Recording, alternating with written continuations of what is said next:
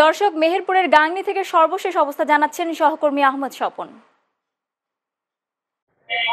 জি, গতকাল যে বিএনপির মনোনয়ন ঘোষণা করা হয় এর মধ্যে মেহেরপুর 1 আসন থেকে জনাব মাসুদ অরুণ এবং মেহেরপুর 2 আসন থেকে আমজাদ হোসেনকে মনোনয়নের নাম ঘোষণা করা হয়। নাম ঘোষণার পর থেকেই কিন্তু মেহেরপুর জেলা বিএনপির যিনি সভাপতি নির্বাচিত হয়েছেন তেনার সমর্থকেরা একটি মিছিল, প্রতিবাদ মিছিল বের করে। এই মিছিলের পরেই কিন্তু রাত্রিবেলায় পরিস্থিতি শান্ত এবং স্বাভাবিক থাকলেও কিন্তু সকালবেলায় পরিস্থিতি আবার অস্বাভাবিক হয়ে ওঠে।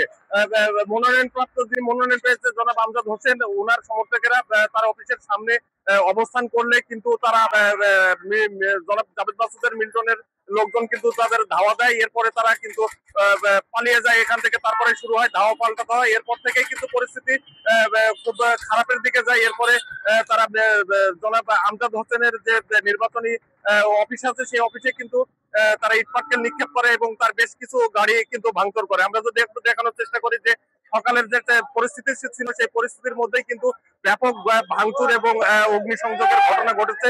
এর মধ্যে লোকজনের যে উত্তেজনা বিরাজ করছিল, প্রশাসনের পক্ষ থেকে জানানো হয়েছে যে সার্বিক পরিস্থিতি এখন আপাতত একটু ঠিক আছে, কিন্তু নানানমুখী স্লোগান দিয়ে কিন্তু এই ধরনের ভাঙচুর গুলা চালানো হয়। এরপর থেকেই কিন্তু পরিস্থিতি স্বাভাবিক আনতে সেনাবাহিনী এবং বাংলাদেশ পুলিশের লোকজন সেখানে জড়ো হয় এবং পরিস্থিতি তারা স্বাভাবিক এবং নিয়ন্ত্রণে নিয়ে আসার চেষ্টা করে।